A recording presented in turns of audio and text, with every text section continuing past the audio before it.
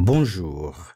Dans cette vidéo, nous allons résoudre un système d'équations à trois inconnus x, y et z en utilisant la méthode Gauss-Jordan.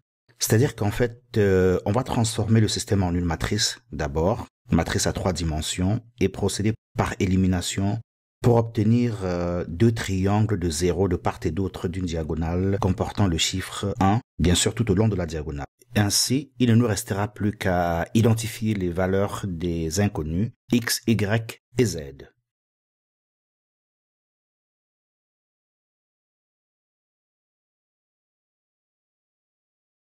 Alors, pour transformer notre système en matrice, on va juste y prélever les coefficients des différentes équations.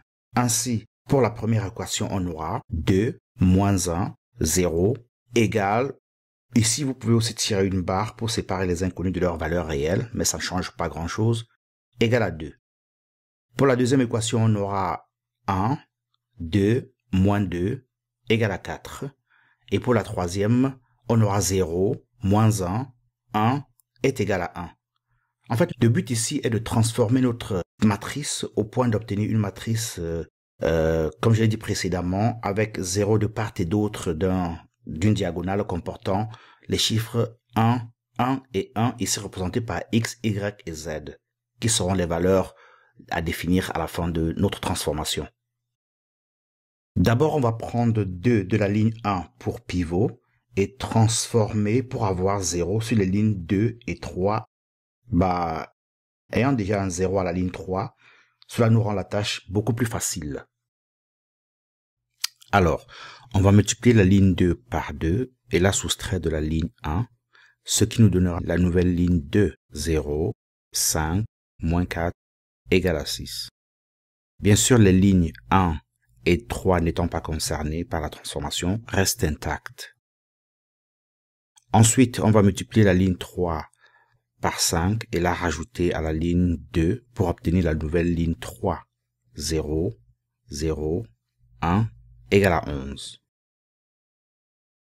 Maintenant, on va diviser la ligne 1 par 2 et la ligne 2 par 5 pour avoir les nouvelles lignes 1 et 2. 1, moins 1 demi, 0, égale à 1, et 0, 1, moins 4 cinquièmes, égale à 6 cinquièmes. Ici, on peut déjà voir le triangle de 0 se former en deçà de 1, 1, 1, la diagonale. Et la possibilité aussi de déterminer la valeur de z, qui est 11. Nonobstant cet avancement, on va continuer l'élimination jusqu'au bout.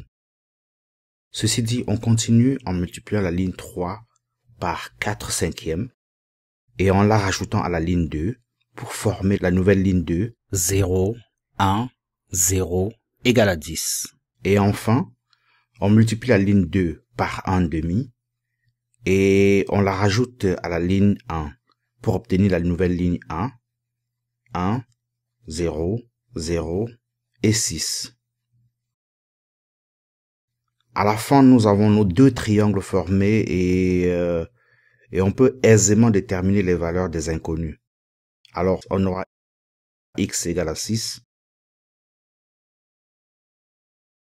y égale à 10, et bien sûr, z égale à 11. Maintenant, pour récapituler, nous avons transformé ce système d'équations en matrice, l'avons transformé par la méthode d'élimination de Gauss pour déterminer les valeurs de x, y et z. Il faut remarquer que cette méthode de résolution des équations est une parmi tant d'autres, à savoir le discriminant, la méthode par l'addition, la méthode par la substitution, la méthode de Cramer et j'en oublie. C'est ce qu'on verra dans les vidéos prochaines.